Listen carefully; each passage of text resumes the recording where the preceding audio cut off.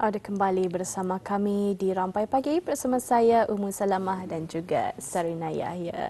Dan seperti mana yang kami janjikan seperti tadi, kita ni akan ada wawancara bersama dengan pengiran Muhammad Farid Zulhusni dan pengiran Aziz, di mana beliau pun sudah berada di sebelah saya.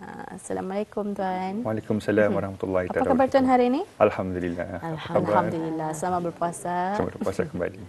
Okey, baiklah Tuan, sebagai mukadimah, bolehkah Tuan terangkan sedikit lebih lanjut mengenai topik yang ingin disampaikan pada hari ini, iaitu teknik social engineering ataupun kejuruteraan sosial. Silakan.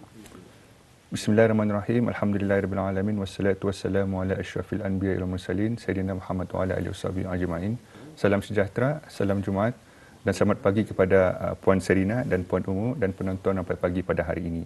Alhamdulillah, syukur kepada Allah Subhanahu Wa Taala kerana dengan izin serta limpah rahmat dan petunjuk hidayah daripada Najwa, kita dipertemukan lagi dalam rancangan Rampai Pagi pada keluarannya pada hari ini. Diharap semoga semuanya dalam keadaan sihat walafiat dan sentiasa dalam inayah Allah, mendapat keberkatan, kesejahteraan dan kebahagiaan. Terlebih dahulu, pihak Cybersecurity Brunei ingin mengucapkan ribuan terima kasih kepada pihak Rampai Pagi Radio Television Brunei ke atas jemputan wawancara Rampai Pagi pada hari ini dan memberikan peluang kepada Cybersecurity Brunei untuk mengongsikan mengenai topik yang kita bincangkan, iaitu teknik kejuruteraan sosial. Sedikit pengenalan mengenai kejuruteraan sosial. Kejuruteraan sosial ialah memanipulasi atau memperdaya seseorang untuk memberikan maklumat sulit atau maklumat peribadi yang mungkin digunakan untuk tujuan penipuan dengan cara mengeksploitasi kelemahan manusia. Serangan kejuruteraan sosial berbeza dengan kaedah pengedaman tradisional.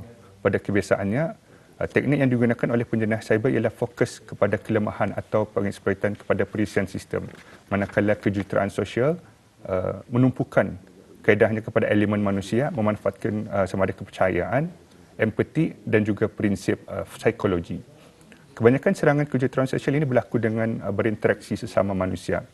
Contohnya, mungkin Auda pernah dihubungi oleh seseorang melalui telefon dan mengaku sebagai pekerja dari salah satu institusi bank, memaklumkan bahawa mereka pada masa ini ada mengemaskini maklumat pelangganan Auda, perlu memberikan butiran peribadi seperti kad nombor, kredit, kata laluan dan sebagainya dengan alasan untuk tujuan pengesahan.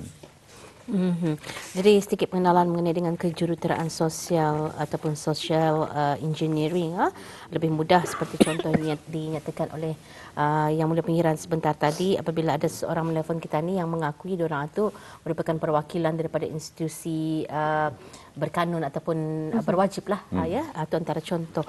Mungkin dalam hal ini juga Pengiran dapat mengongsikan apakah jenis-jenis kejuruteraan sosial yang berlaku pada masa ini. Dalam melakukan serangan cyber, penjenayah cyber menggunakan beberapa cara untuk melakukan serangan cyber menggunakan kaedah kejuruteraan sosial sama ada melalui faktor manusia ataupun faktor teknologi. Berikut dikongsikan beberapa penjelasan lebih lanjut dan juga contoh-contohnya. Faktor manusia yang pertama iaitu penyamaran. Penyamaran adalah taktik umum yang sering digunakan untuk menipu mangsa agar percaya bahawa penjenayah cyber adalah seseorang yang mereka percayai atau seseorang yang dikenali. Yang kedua, mengekori ataupun targeting, iaitu serangan keselamatan fizikal dengan mengekori seseorang ke kawasan yang terjaga atau ke kawasan terhad. Seterusnya, penggunaan alasan palsu ataupun dipanggil pretexting. Taktik ini selalunya memanipulasi seseorang dengan alasan yang munasabah ataupun yang orang masuk akal agar mereka mendedahkan maklumat sensitif ataupun maklumat peribadi. Dan yang keempat, iaitu sesuatu untuk sesuatu atau kena panggil quid pro quo. Ini terjadi apabila penjenayah cyber menawarkan dan memberikan sesuatu yang menarik untuk memanipulasi mereka memberikan maklumat sensitif atau akses. Contoh yang paling simple macam penjenayah cyber menawarkan hadiah ataupun ganjaran jika seseorang itu mengongsikan kata laluan sistem mereka. Jadi kalau apa yang kita ni lihat, kalau dari segi konteks di negara Brunei Darussalam itu dari contoh keempat contohan ni, kalau di Brunei Darussalam mana satu yang paling sering dilakukan oleh penggodaman itu? Kalau khususnya untuk faktor manusia. Faktor manusia selalu ialah penyamaran. Penyamaran atau sering berlaku lah. Baik, ya. Dan saya percaya selain daripada faktor manusia, ada lagi jenis-jenis kejuruteraan sosial dari faktor lainnya. Silakan Pengiran. Okey, seterusnya jenis-jenis kejuruteraan sosial melalui faktor teknologi seperti phishing, smishing dan vishing. Ketiga-tiga contoh jenis-jenis kejuruteraan sosial tersebut mempunyai niat ataupun tujuan yang sama. di mana penjenayah cyber akan memanipulasi atau memperdaya seseorang untuk memberikan maklumat sulit atau peribadi kepada penjenayah cyber. Cuma yang membezakan di antara jenis-jenis berikut adalah cara bagaimana penjenayah cyber akan mendapatkan maklumat tersebut. Yang pertama, serangan phishing. Kaedah phishing akan digunakan bagi mangsa-mangsa yang menggunakan medium seperti email dan media sosial dengan memperdaya atau menipu agar mangsa mendedahkan maklumat sensitif. Manakala kaedah phishing pula menggunakan sama ada video ataupun voice, di mana penjenayah cyber akan menghubungi mangsa melalui telefon bimbit ataupun landline tu. Selalunya penjenayah cyber akan menyamar daripada sebuah organisasi yang dipercayai untuk mendapatkan akses ke maklumat peribadi mangsa. Seterusnya, smishing. Selalunya penjenayah akan menggunakan text message SMS ataupun platform seperti WhatsApp, Telegram untuk tujuan yang sama, iaitu menyamar, memanipulasi dan memperdaya seseorang untuk memberikan maklumat sulit atau peribadi kepada penjenayah cyber atau memulakan mangsa untuk menekan pautan yang berbahaya atau memuat naik perisian yang berbahaya ke dalam telefon bimbit mereka, di mana ia membawa kepada contoh yang seterusnya, iaitu serangan spyware. Spyware ialah perisian pengintip yang digunakan untuk sebagai alat dalam serangan kejuruteraan sosial untuk maklumat sama ada maklumat sensitif, memantau aktiviti atau mendapat akses yang tidak sah ke suatu sistem ataupun rangkaian. Selain itu, serangan baiting ataupun umpan, ini adalah taktik yang digunakan untuk memikat seseorang dengan sesuatu yang menarik seperti memuat turun perisian secara percuma, tawaran ataupun ganjaran. Dan yang terakhir sekali ialah business email compromise ataupun dalam singkatannya BEC. Ini adalah salah satu jenis penipuan di mana penjenayah siber mencuba untuk mendapatkan akses kepada maklumat sensitif atau wang dengan menggunakan email yang meniru daripada identiti sebuah syarikat ataupun individu yang sah. Jadi kalau kita ni telusuri dari penerangan pengiraan sebentar tadi, sebenarnya hidup kita ni sentiasa terancam.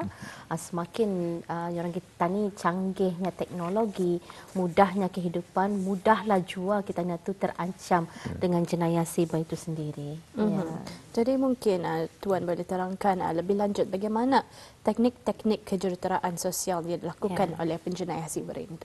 Terima kasih Puan Umu atas soalan yang diajukan. Berikut adalah beberapa contoh teknik-teknik kejuruteraan sosial yang sering dilakukan oleh penjenayah siber yang biasanya melibatkan manipulasi psikologi seperti menyamar sebagai pihak berkuasa sama ada dari kaki tangan IT, eksekutif, mungkin pegawai kerajaan dengan tujuan untuk memperoleh kepercayaan dan kerjasama daripada mangsa.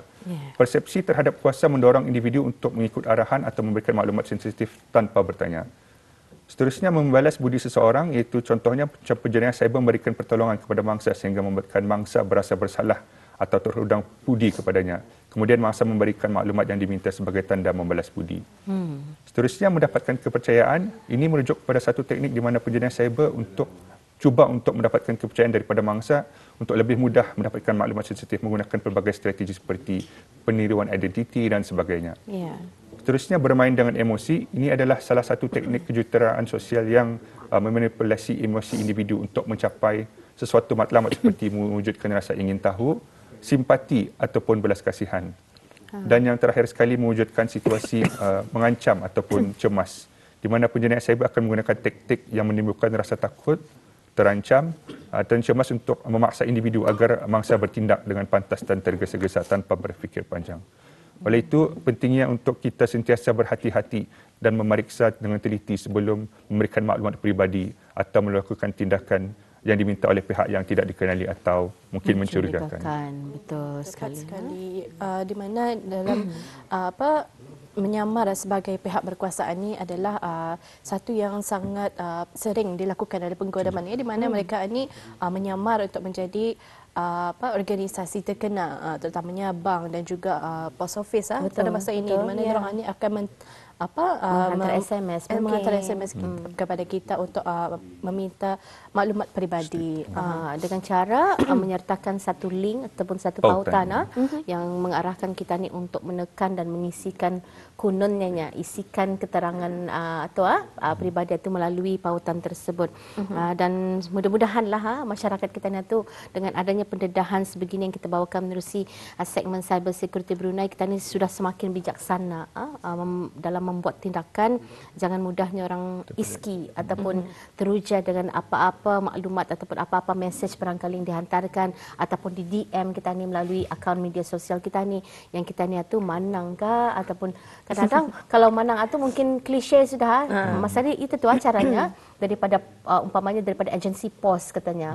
Barang kita daripada sekian-sekiannya ada sedikit masalah. Terus kita diperlukan untuk menekan pautan ini, mengisikan keterangan lebih lanjut. Jadi cara dorang itu memanipulasi emosi kita ni, itu yang perlu tadi jaga-jaga benarnya. Dan dalam hal ini pengiran ya, apakah risiko kejuruteraan sosial jika berlaku di dalam sebuah organisasi ataupun terjadi pada diri seorang individu? Okay. Kita mulakan dulu dengan mengungsikan risiko jika berlakunya serangan kejuruteraan sosial di dalam sebuah organisasi ya, iaitu mungkin ada kebocoran data. Kebocoran data merupakan ancaman yang serius terhadap keselamatan data dan privasi individu serta organisasi di mana maklumat seperti data pelanggan dan rekod kewangan terdedah kepada umum. Ini boleh menyebabkan kerugian wang, tindakan undang-undang dan juga reputasi syarikat. Seterusnya, gangguan operasi. Serangan kejuruteraan sosial dapat menyebabkan gangguan dalam operasi, menyebabkan ketidakstabilan atau kegagalan kerana sistem komunikasi mungkin terjejas. Seterusnya, merosakkan reputasi termasuk merosakkan kepercayaan di kalangan pelanggan, rakan kongsi dan pihak berkepentingan. Ini mungkin boleh menyebabkan kehilangan peluang perniagaan, kejatuhan pasaran dan juga kerosakan jangka masa panjang kepada imej dan jenama syarikat. Seterusnya, penyalahgunaan peraturan. Ini boleh mengakibatkan pelanggaran terhadap peraturan perlindungan atau perlindungan data dan piawaian industri dan juga tindakan undang-undang. Dan yang terakhir, kerugian wang akibat penipuan atau transaksi yang tidak sah. Jadi itu orang risiko apabila ianya berlaku pada organisasi. Bagaimana pula dengan individu? Okey, seterusnya risiko yang berlaku jika serangan sosial terjadi kepada seorang individu. Yang pertama mungkin pencurian identiti ya. Ini boleh mengakibatkan kehilangan duit yang disebabkan oleh penggunaan identiti yang dicuri untuk tujuan penipuan atau penyalahgunaan yang lain. Seterusnya, privacy.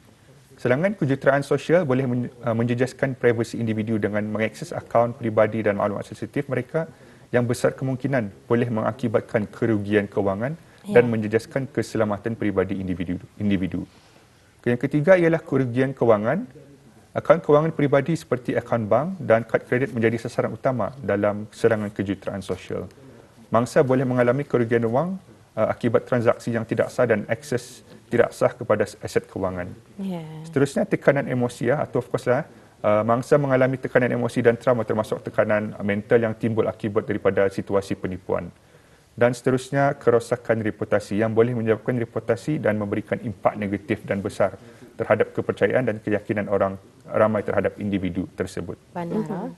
Kalau sudahnya orang ianya berlaku berjaya ianya penggodam itu mengambil alih akaun si pemangsa ini, jadi orang pun tadi kenal kadang-kadang di kalangan kawan yang kena SMS. Contoh saya, ini antara salah satu contoh.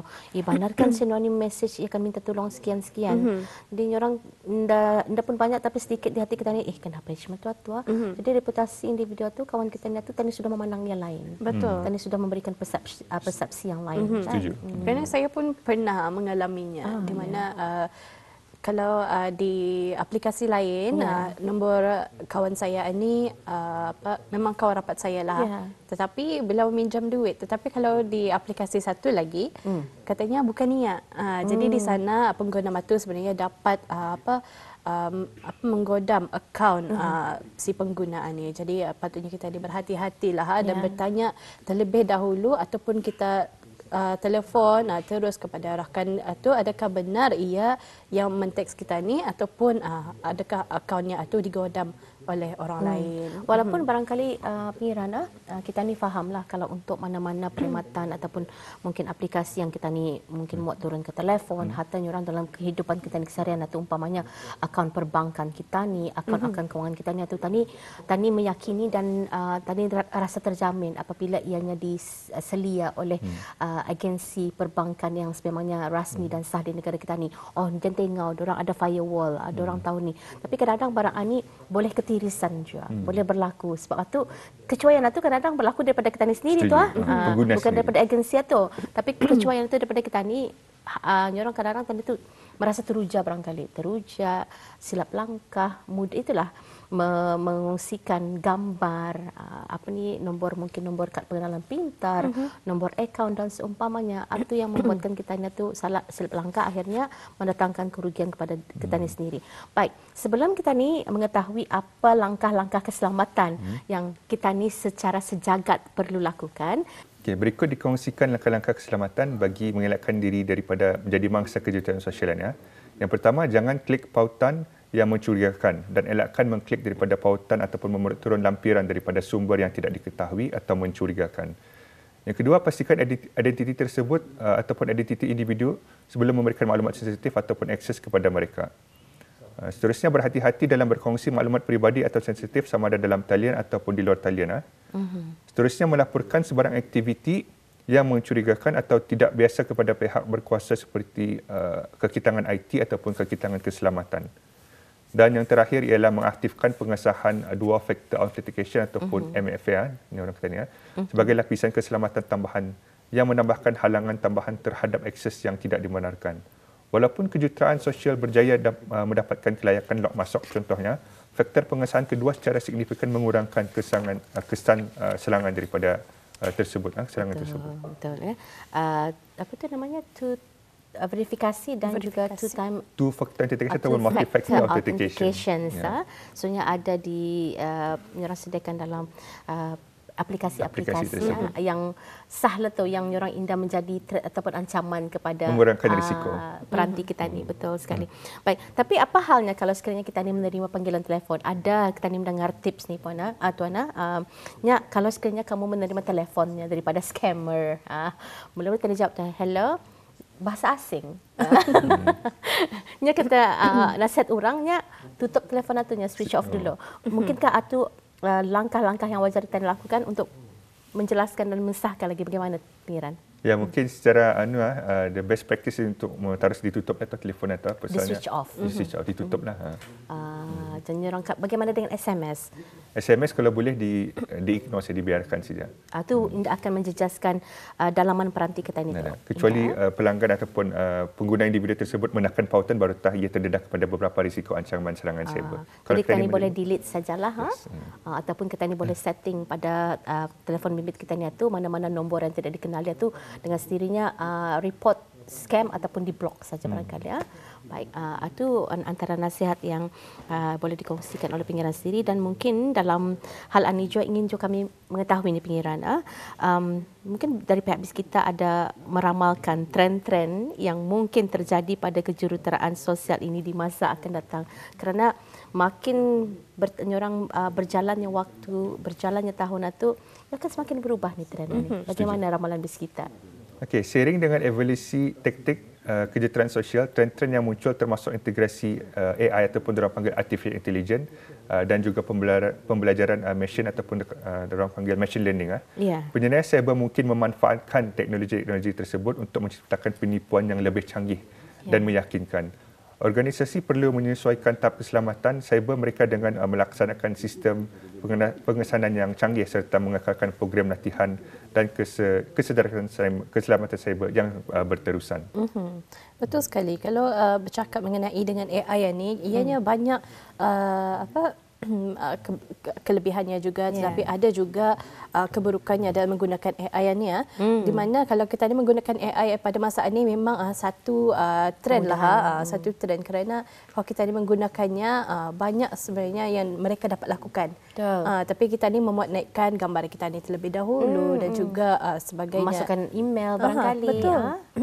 Jadi itulah kalau kita ni menggunakan AI ni, kita ni berwaspadalah, berpada-pada. Jangan kita ni suka hati memasukkan maklumat peribadi kita ni ke dalam aplikasi tersebut.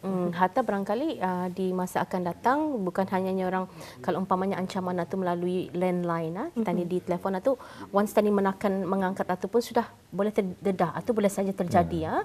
Kalau masa ni ia mengarahkan kita ni untuk berbual panjang tu supaya ia dapat mendetek data-data kita ni apa yang ada dalam peranti kita ni tu. Tapi akan datang once kita ni menjawab sudah itu yang dijawabkan. Kerana sebelum ini pun di segmen sebelum ini pun ada nyatakan hatta apabila kita ni mencharging di public area mencajing telefon ataupun boleh sudah menjadi ancaman sebenarnya. Sebab tu jangan sekati-sekati, jangan sewenang-wenangnya kita ni lobet telefonku, tu nak ada soket sana, charging telefon di sana. Itu yang boleh orang tadi menjadi ancaman jenis cyber sebenarnya. Baik, untuk akhirnya bagaimana barangkali ada pihak-pihak tertentu yang ingin menghubungi BIS kita untuk mendapatkan mungkin konsultasi, bantuan dan melaporkan sebarang kejadian. Ya. Okay. Cyber Security Brunei menasihatkan orang ramai untuk melaporkan apa jua jenis jenayah cyber kepada pihak Security Brunei. Berikut dikongsikan cara untuk melaporkan jika sekiranya terjadi apa sahaja jenis insiden berkaitan dengan jenayah cyber, iaitu habis kita boleh menghubungi kami melalui email kepada reporting@bruset.org.bn. Talian hotline 2458 001 yang beroperasi selama 24 jam. Dan di talian 717-0766 bagi pengguna WhatsApp. Untuk maklumat lebih lanjut, orang ramai boleh melayari laman sesawang web rasmi Cyber Security Brunei di www.csb.gov.bn. Dan maklumat lebih lanjut mengenai apa juga jenis serangan cyber boleh didapati dalam sesaman laman sesawang Secure Verify Connect di www.secureverifyconnect.info. Di kesempatan ini, pihak Cyber Security Brunei sentiasa mengingatkan orang ramai agar sentiasa berhati-hati dan berwaspada dengan taktik yang digunakan oleh penjenayah cyber. Dan kita sebagai pengguna harus sentiasa meningkatkan pengetahuan tentang keselamatan cyber kerana ianya bersifat dinamik dan sentiasa berubah dari masa ke semasa. Betul. Seperti mention AI, machine learning dan sebagainya. Baik ya. Junjung kasih kami ucapkan pada Yang Mulia Pengiran Muhammad Farid Zulhusni bin Pengiran Aziz, Pelatih Utama Kesedaran Keselamatan Siber, mengisikan ruangan Cyber Security Brunei kita ni untuk harian ni. InsyaAllah mudah-mudahan ada manfaatnya untuk kita ni semua. Ini sebagai ingatan kita ni ini perlu justru diingati supaya orang tahu, faham. Kadang-kadang sekali mendengar itu belum tentu faham. Junjung kasih Pengiran. Assalamualaikum. Waalaikumsalam warahmatullahi.